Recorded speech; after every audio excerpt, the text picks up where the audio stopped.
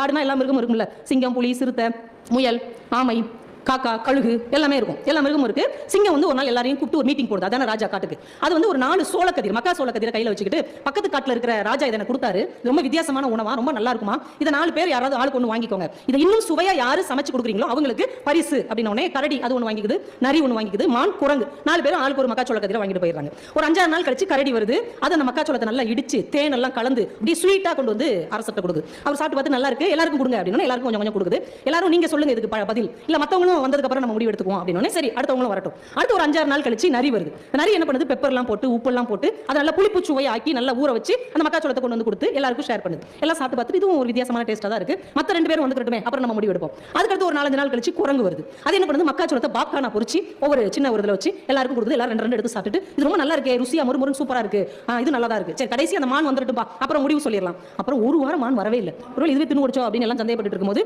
மான் மெதுவா ஒரு நாள் வருது, கையில ஒண்ணுமே கொண்டு வரல. என்ன பண்ணி ஒண்ணுமே கொண்டு வரல, எல்லாரும் எனக்காக கொஞ்சம் என் கூட வாங்கல ப்ளீஸ், ஒரு 5 மினிட்ஸ் என் கூட வாங்க. உடனே எல்லாரும் அந்த மான் பின்னாடி போறாங்க.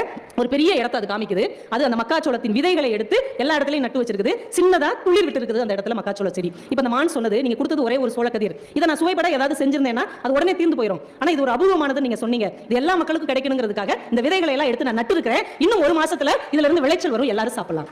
இப்ப சுத்தி இருந்த மற்ற மிருகங்கள் சொன்னாங்க, மற்ற மிருகங்களும் சுவைப்பட அந்த உணவை கொண்டு வந்தார்கள். ஆனால் அது எல்லாருடைய பசிக்கும் தாங்கல, ருசிக்கு தான் காங்குச்சு. ருசியை விட எதிர்காலத்தின் பசிதான் முக்கியம் என்று மான் நினைத்ததால் பரிசு மானுக்கு தான் தர வேண்டும் என்று சொன்னது.